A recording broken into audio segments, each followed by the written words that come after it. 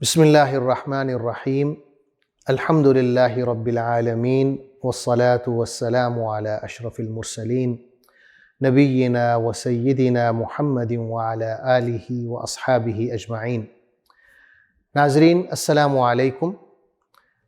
سیرت النبی صلی اللہ علیہ وسلم کے حوالے سے ہماری گفتگو جاری ہے اور آج اس سلسلے کا 28واں پروگرام ہے۔ پچھلے پروگرام میں غزوہ احد کا ذکر ہو رہا تھا کہ جب کفار قریش نے یہ افواہ پھیلائی کہ محمد صلی اللہ علیہ وسلم قتل ہو گئے ہیں تو مسلمانوں کے حوصلے پست ہو گئے اور کئی مسلمان ایسے تھے جو اپنا اسلحہ پھینک کر بیٹھ گئے اور یہ سوچنے لگے کہ اب ہم کس لیے لڑیں، اب لڑنے کا کیا فائدہ۔ اس دوران ہم دیکھتے ہیں کہ ایک صحابی ہیں حضرت انس بن نضر رضی اللہ عنہ، وہ ان بیٹھے ہوئے صحابہ کے پاس آتے ہیں اور پوچھتے ہیں کہ تم لوگ کس انتظار میں ہو؟ تو وہ کہتے ہیں کہ اللہ کے رسول قتل ہو گئے ہیں۔ تو انس بن نضر کہتے ہیں کہ اگر اللہ کے رسول قتل ہو گئے ہیں، شہید ہو گئے ہیں، اگر انہوں نے اس دین کے لیے اپنی جان دے دی ہے تو تم بھی اسی مقصد کے لیے قربان ہو جاؤ، شہید ہو جاؤ۔ اور پھر وہ کہتے ہیں کہ مجھے جنت کی خوشبو آ رہی ہے، اور یہ کہہ کے وہ کفار کے لشکر میں گھس جاتے ہیں اور بہادری سے لڑتے ہیں یہاں تک کہ شہید ہو جاتے ہیں۔ جب وہ شہید ہوتے ہیں غزوہ کے بعد تو یہ دیکھا جاتا ہے کہ ان کے جسم پر 80 سے زیادہ زخم ہیں، تیروں کے زخم ہیں، تلواروں کے زخم ہیں، نیزوں کے زخم ہیں، اور اتنے زیادہ زخموں کی وجہ سے وہ پہچانے نہیں جاتے، یہاں تک کہ ان کی بہن آتی ہیں اور ان کے ہاتھوں کی انگلیوں سے انہیں پہچانتی ہیں کہ یہ میرا بھائی ہے۔ اسی طرح ہم دیکھتے ہیں کہ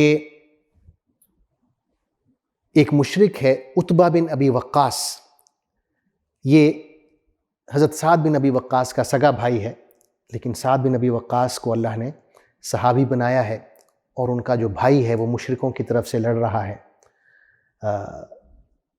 کافروں کی طرف سے۔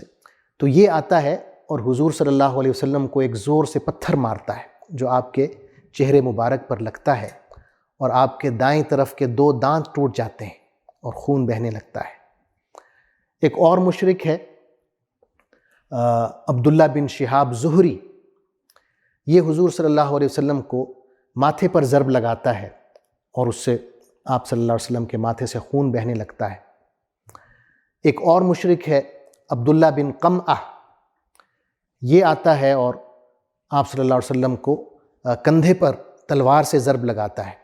جنگی لباس پہننے کی وجہ سے زخم تو نہیں آتا، لیکن حدیث میں آتا ہے کہ آپ صلی اللہ علیہ وسلم تقریباً 1 ماہ تک اس کا درد محسوس کرتے ہیں۔ یہی مشرک دوبارہ آتا ہے عبداللہ بن قمعہ اور حضور صلی اللہ علیہ وسلم کے گال مبارک پر ضرب لگاتا ہے۔ آپ نے وہ جنگ کا جو ہیلمٹ ہے وہ پہنا ہوتا ہے، لیکن اس ضرب کی وجہ سے اس ہیلمٹ کے 2 بکل جو ہیں وہ آپ صلی اللہ علیہ وسلم کی گال مبارک میں گھس جاتے ہیں اور اس سے خون بہنے لگتا ہے۔ آپ فرماتے ہیں کہ وہ لوگ کیسے کامیاب ہوں گے جنہوں نے اپنے نبی کو زخمی کر دیا، لہو لہان کر دیا۔ اور اس بات پہ بھی اللہ تعالیٰ قرآن مجید نازل کرتے ہیں، ارشاد ہوتا ہے لَيْسَ لَكَ مِنَ الْأَمْرِ شَيْءٌ أَوْ يَتُوبَ عَلَيْهِمْ أَوْ يُعَذِّبَهُمْ فَإِنَّهُمْ ظَالِمُونَ کہ اے نبی صلی اللہ علیہ وسلم، آپ کے پاس فیصلے کا کوئی اختیار نہیں ہے، فیصلے کا اختیار اللہ کے ہاتھ میں ہے، وہ چاہے تو انہیں عذاب دے، چاہے تو انہیں معاف کرے۔ ہاں یہ حقیقت ہے کہ یہ لوگ ظلم کر رہے ہیں۔ یہ جو مشرک ہے عبداللہ بن قمعہ، دراصل اس نے حضرت مصعب بن عمیر رضی اللہ عنہ کو بھی قتل کیا ہوتا ہے، اور حضرت مصعب بن عمیر حضور اکرم صلی اللہ علیہ وسلم سے بہت زیادہ مشابہت رکھتے ہیں، تو یہ سمجھتا ہے کہ گویا کہ اس نے حضور صلی اللہ علیہ وسلم کو قتل کر دیا ہے، تو یہ چیخنا شروع کر دیتا ہے کہ اس نے محمد صلی اللہ علیہ وسلم کو قتل کر دیا ہے، اور اس سے یہ افواہ پھیلتی ہے اور مسلمانوں کے جو حوصلے ہیں وہ پست ہوتے ہیں۔ حضرت سعد بن ابی وقاص رضی اللہ عنہ کہتے ہیں کہ حضور اکرم صلی اللہ علیہ وسلم کے دائیں اور بائیں میں نے 2 شخص دیکھے جنہوں نے سفید لباس پہنے ہوئے تھے اور میں انہیں نہیں پہچانتا تھا۔ وہ دونوں آپ صلی اللہ علیہ وسلم کا دفاع کر رہے تھے۔ بعد میں آپ صلی اللہ علیہ وسلم نے فرمایا کہ وہ حضرت جبریل علیہ السلام تھے اور حضرت میکائیل علیہ السلام تھے۔ حضور اکرم صلی اللہ علیہ وسلم کو جب صحابہ کرام نے دیکھا کہ آپ زندہ ہیں، موجود ہیں، تو ان کے اندر ایک نیا حوصلہ اور ایک نیا جذبہ پیدا ہوا اور وہ حضور اکرم صلی اللہ علیہ وسلم کے ارد گرد جمع ہونا شروع ہوئے۔ سب سے پہلے حضرت ابوبکر صدیق رضی اللہ عنہ آتے ہیں، پھر حضرت عمر آتے ہیں، حضرت اور صحابہ آتے ہیں، ابو دجانہ وغیرہ آتے ہیں، اور آپ صلی اللہ علیہ وسلم کے ارد گرد ایک حفاظتی حصار بنا لیتے ہیں۔ لیکن روایات میں آتا ہے کہ یہ کل صحابہ ملا کے تقریباً 30 ہیں، تو اس میں آپ تصور میں لائیں کہ ایک طرف 3000 کا لشکر ہے جو قریش کا ہے، اور ادھر کل 30 صحابہ کرام ہیں جو حضور اکرم صلی اللہ علیہ وسلم کے ارد گرد اکٹھے ہیں۔ تو آپ صلی اللہ علیہ وسلم ایک منظم طریقے سے کفار قریش کے ساتھ لڑائی بھی جاری رکھتے ہیں اور آہستہ آہستہ پہاڑ کی طرف چلنا شروع کرتے ہیں اور اپنی پشت جو ہے وہ محفوظ کرتے ہیں۔ جبل احد جو ہے، احد کا پہاڑ، اسے اپنے پشت پر رکھتے ہوئے آہستہ آہستہ پہاڑ پر بھی چڑھنا شروع کرتے ہیں اور مشرکین کو ان کے جو حملے ہیں ان کو روک بھی رہے ہوتے ہیں۔ مشرکین جب دیکھتے ہیں کہ مسلمان بلندی پر چلے گئے ہیں اور نسبتاً محفوظ ہو گئے ہیں، تو وہ بھی ذرا رک جاتے ہیں اور اپنے آپ کو دوبارہ سے منظم کرنے لگتے ہیں۔ اللہ تعالیٰ اس دوران مسلمانوں پر بھی غنودگی کی شکل میں اطمینان اور تسلی کی نعمت جو ہے وہ نازل فرماتا ہے۔ مسلمان جو ہیں دوبارہ سے منظم ہونے لگتے ہیں اور کفار قریش کو وہیں پہ روک دیتے ہیں، بلندی کی طرف، پہاڑ کی طرف نہیں آنے دیتے۔ تو یہاں میدان جنگ کی صورتحال کچھ یوں معلوم ہوتی ہے کہ دونوں فوجیں جو ہیں نئے سرے سے منظم ہو رہی ہیں۔ کفار قریش بھی اپنے بندے پھر سے اکٹھے کر رہے ہوتے ہیں، مسلمان بھی اکٹھے ہو رہے ہوتے ہیں۔ جو لوگ دور دور تک بھاگ گئے ہوتے ہیں وہ حضور اکرم صلی اللہ علیہ وسلم کو زندہ دیکھ کر دوبارہ سے آپ صلی اللہ علیہ وسلم کے ارد گرد جمع ہونا شروع ہوتے ہیں۔ تو یوں لگتا ہے جیسے جنگ دوبارہ سے شروع ہونے والی ہے نئے سرے سے۔ کفار قریش میں سے ایک سردار ہے ابی بن خلف، یہ امیہ بن خلف کا بھائی ہے جو بدر میں قتل ہوا تھا، جو حضرت بلال کا مالک تھا اور مکہ میں انہیں تکلیفیں دیتا تھا۔ تو یہ آتا ہے اور حضور صلی اللہ علیہ وسلم کو مقابلے کی دعوت دیتا ہے، بلکہ کہتا ہے این محمد لا نجوت ان نجا، کہ محمد کہاں ہیں، آج یا میں ہوں زندہ یا وہ زندہ ہے۔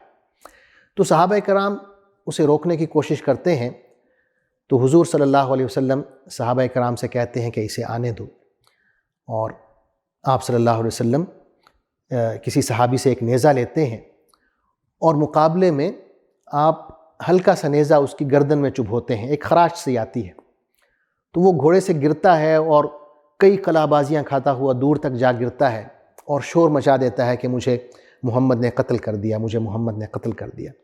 اس کے ساتھی اسے کہتے ہیں کہ تمہیں تو کچھ ہوا ہی نہیں، ہلکی سی خراش آئی ہے۔ تو وہ کہتا ہے کہ اگر محمد مجھ پر تھوک بھی دیں تو میں مر جاؤں گا۔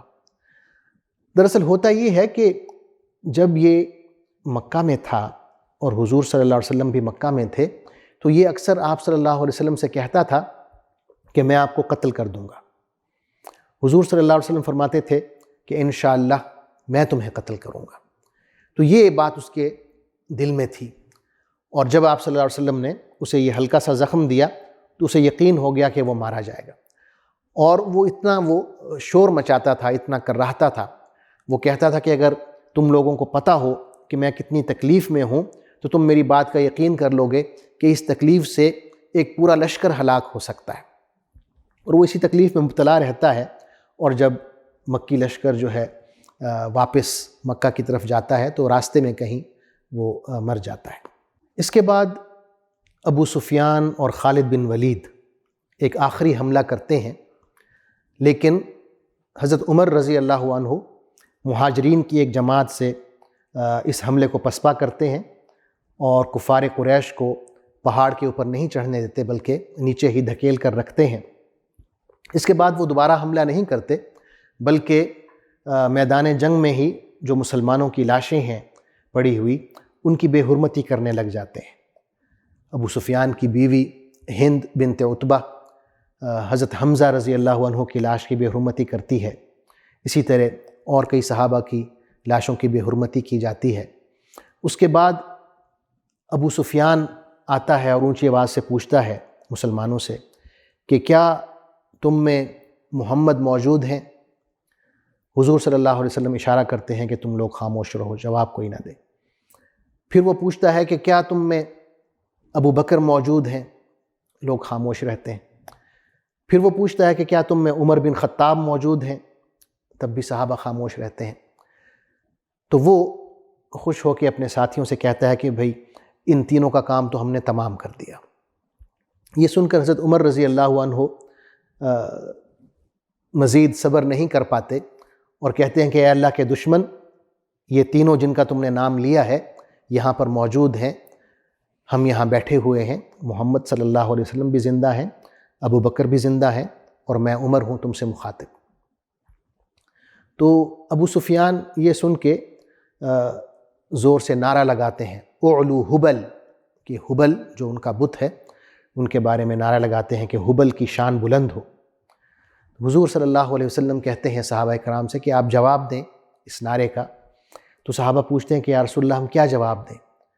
تو حضور صلی اللہ علیہ وسلم فرماتے ہیں کہ آپ یوں کہیں، اللہ اعلی و اجل، کہ اللہ سب سے بلند ہے اور اس کی شان اور قدر و منزلت سب سے اونچی ہے۔ پھر ابو سفیان کہتے ہیں لنا العزى ولا عزى لکم، کہ ہمارے پاس عزہ ہے، اتنا بڑا بت آپ کے پاس نہیں ہے۔ اس پر بھی آپ صلی اللہ علیہ وسلم فرماتے ہیں کہ آپ جواب دیں۔ تو صحابہ پوچھتے ہیں کہ یا رسول اللہ کیا جواب دیں؟ تو آپ فرماتے ہیں کہ آپ یوں کہیں، اللہ مولانا ولا مولا لکم، کہ اللہ ہمارا کارساز ہے، تمہارا کوئی کارساز نہیں ہے۔ پھر ابو سفیان کہتے ہیں کہ اب ہم برابر ہو گئے ہیں، ہم نے بدر کا بدلہ لے لیا ہے۔ تو عمر رضی اللہ عنہ کہتے ہیں کہ ہم کبھی برابر نہیں ہو سکتے، تم لوگ کبھی ہماری برابری نہیں کر سکتے، کیونکہ ہمارے مقتولین جنت میں ہیں اور تمہارے مقتولین جہنم میں ہیں۔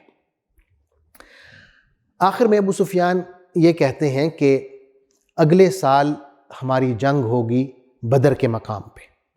تو حضور اکرم صلی اللہ علیہ وسلم فرماتے ہیں کہ ان سے کہہ دیں کہ ہمیں یہ منظور ہے اور ہم اگلے سال آپ سے بدر کے مقام پر جنگ کریں گے۔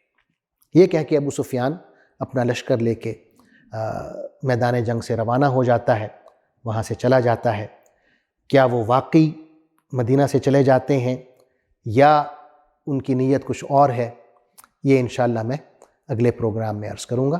تب تک کے لیے اجازت دیجیے، اللہ حافظ، والسلام علیکم ورحمۃ اللہ وبرکاتہ۔